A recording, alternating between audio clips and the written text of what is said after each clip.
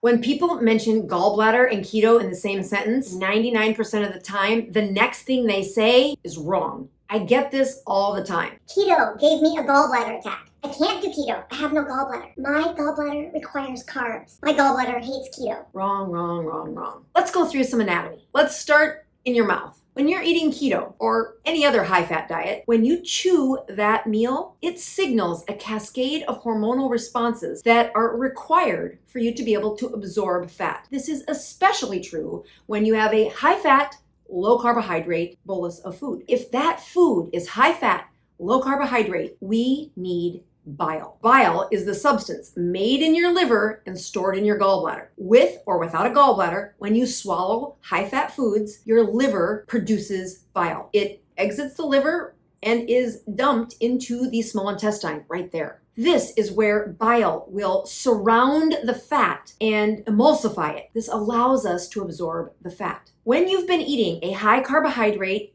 in other words, a high insulin stimulating diet, your gallbladder doesn't need to do any work. And neither does your liver.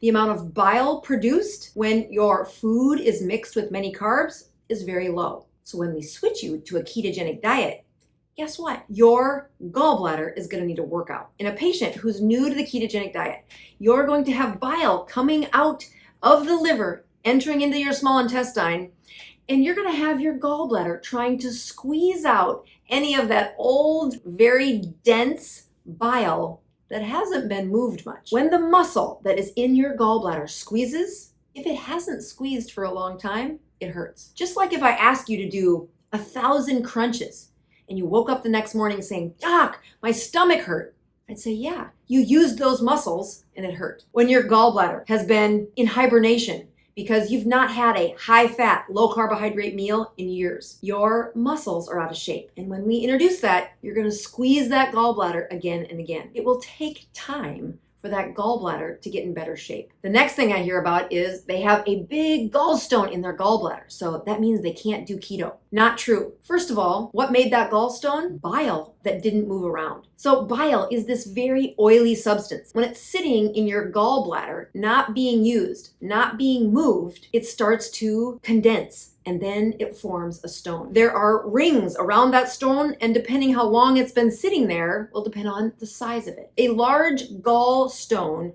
is not a contraindication to a ketogenic diet. In fact, there's a chance you can reverse the size of that gallstone by flushing out your gallbladder with a bunch of bile. How do you do that? Well, you do not rescue with a bunch of saltine crackers when your gallbladder's hurting. Your gallbladder needs to have continued and routine exercise. That means high fat, low carb, no excuses. I have a video specially designed to work out the gallbladder. If you're up for the challenge, check it out.